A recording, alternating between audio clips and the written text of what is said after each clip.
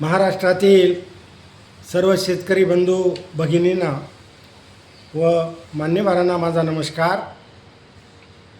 Doctor Ramchandra Sable official YouTube चॅनलमध्ये आपणा सर्वांचं स्वागत आहे.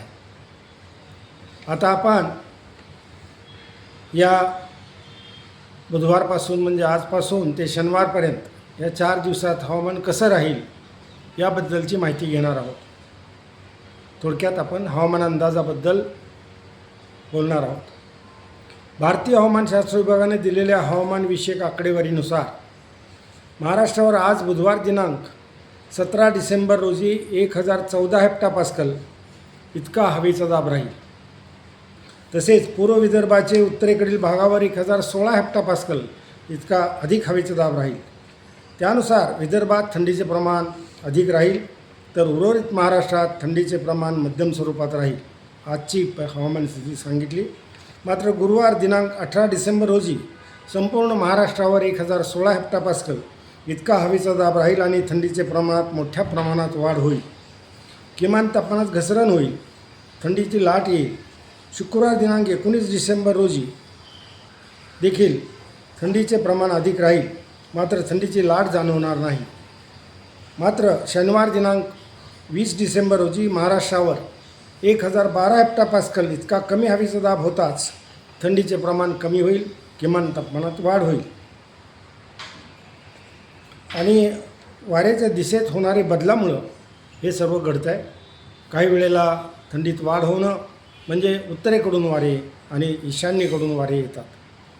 तर थंडी प्रमाणात कमी होणं किंवा किमान तापमानात वाढ होणं त्यावेळेला वाऱ्याची दिशा पूर्वेकडून अगर आग्नेयेकडून असते. आता ह्याबद्दल आपण माहिती घेतली. आता बंगालचा उपसागर, हिंदी महासागर, अरबी समुद्र या तिन्ही समुद्रांच्या पाण्याच्या पृष्ठभागाचं तापमान 29 सेल्सिअस आता राहणार आहे, समान तापमान आहे. त्यामुळं मोठे हवामान बदल या 4 दिवसात तरी नाहीत आणि त्यापुढेही हवामानात स्थिरता यायला सुरुवात होईल असं सध्याचं चित्र आहे. याशिवाय प्रशांत महासागराच्या पाण्याचं पृष्ठभागाचं तापमान पेरूजवळ 18 सेल्सिअस तर इक्वेडोरजवळ 25 सेल्सिअस इतकं अधिक राहण्यामुळं तिथं देखील ला निनाचा प्रभाव नाही. त्यामुळं घाबरून जाण्याचं कारण नाही. मोठे हवामान बदल या 4 दिवसात तर नाहीत आणि पुढेही ज्यावेळेला स्थिती बदलेल त्यावेळेला आपल्याला माहिती देण्यात येईल. आता आपण कृषी सल्ल्याबद्दल थोडक्यात माहिती घेऊया. आता बऱ्याचशा महाराष्ट्रातील भागातील आंबा पिकाला मोहर यायला लागलेलं आहे. मोहराची काळजी घेणं हे मुख्य काम आता यापुढं राहणार आहे.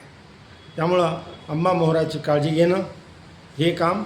आणि याशिवाय आता आपल्याला फळबागांच्यामध्ये जेव्हा थंडीचं प्रमाण अधिक असेल तेव्हा शेकोट्या पेटवून फळबागेतलं तापमान वाढवणं हेही गरजेचं आहे. याशिवाय कुक्कुटपालन पक्ष्यांच्या शेडमध्ये रात्री बल्ब लावून तिथलं तापमान वाढवणं.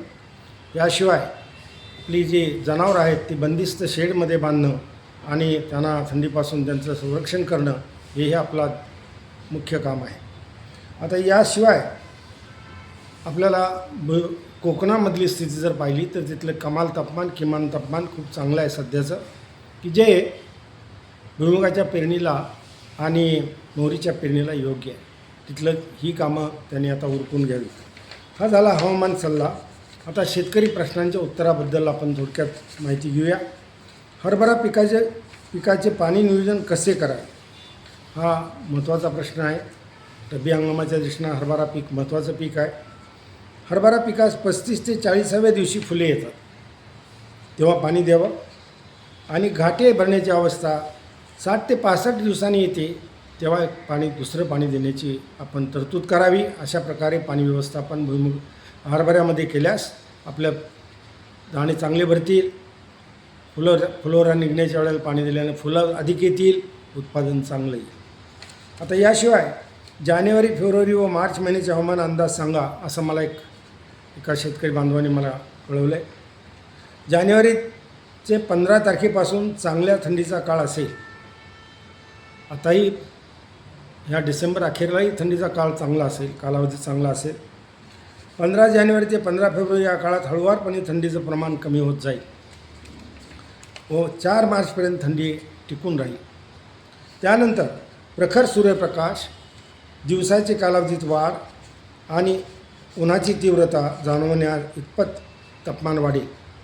या 3 महिन्यात मोठे हवामान बदल आपल्याला जाणवणार नाहीत, त्यामुळे चिंता करण्याचं कारण नाही. जास्त थंडीमुळे तूर पिकावर काही परिणाम होईल का, हा एक प्रश्न आपल्या शेतकरी बांधवांनी मला विचारला आहे. आता थंडीचं प्रमाण जर आपण पाहिलं तर थंडी कमी जास्त होते, अधिक वाढते, कधी कमी होते कधी. त्यामुळं तुरीच्या पिकावर याचा फार मोठा कुठलाही परिणाम होणार नाही, चिंता करण्याचं कारण नाही.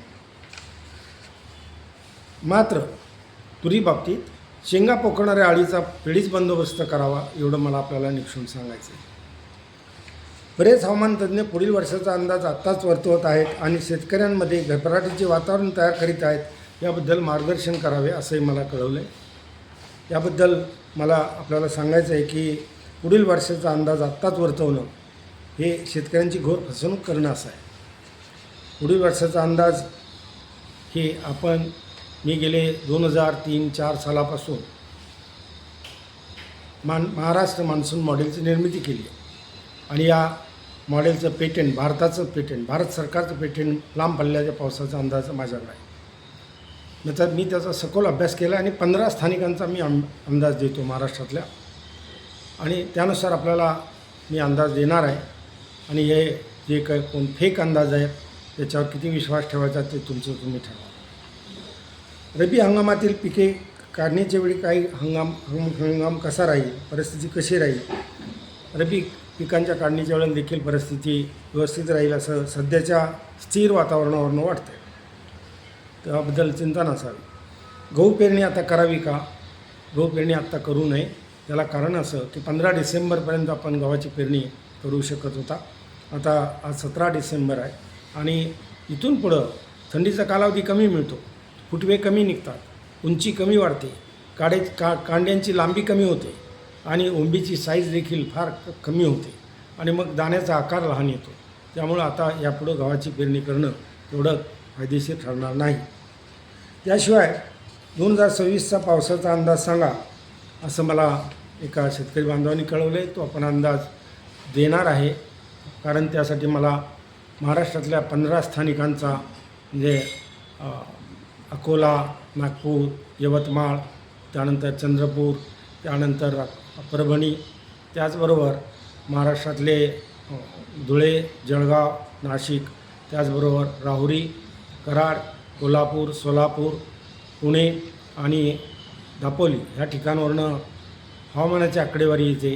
त्या आकडेवारी मी तयार केलेल्या मान्सून मॉडेलला भरल्यानंतर आपल्याला अंदाज मिळतो. तो मी आपल्याला जरूर देईन. तो 1 जूनला मी अंदाज देतो. अंदाज तयार होतो 25-26च्या दरम्यान, मेच्या पण जूनपर्यंत देऊन 1 जूनला देऊ आपण. याशिवाय शेतकऱ्यांच्या काही प्रतिक्रिया आपल्याकडे आल्या. श्री विठ्ठल सावंत यांनी मी छान माहिती देत आहे असं कळवलं आहे, त्यांना धन्यवाद देतो. श्री गोविंद आंबेकर यांनी मला देवमाणसाची उपमा दिली, त्यांनाही धन्यवाद देतो.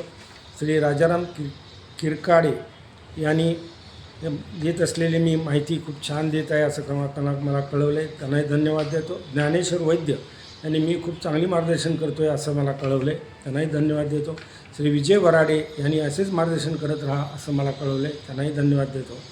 आणि श्री प्रशांत यदगिरे कळवतात की माझे कार्य महान आहे, त्यांनाही धन्यवाद देतो. तुकाराम मेत्रे, गायक डांगे, विकाजी दंडाळे, सोनल कुंजीर, बाळ चव्हाण, मधुकर दुर्गुडे, तुकाराम सातपुते तसेच सर्वांनीच मला नमस्कार कळवला आहे आणि धन्यवाद दिलेत. मी सर्वांना धन्यवाद देतो आणि पुन्हा भेटूया पुढच्या बुधवारी या चॅनलवर. धन्यवाद. जय हिंद, जय महाराष्ट्र.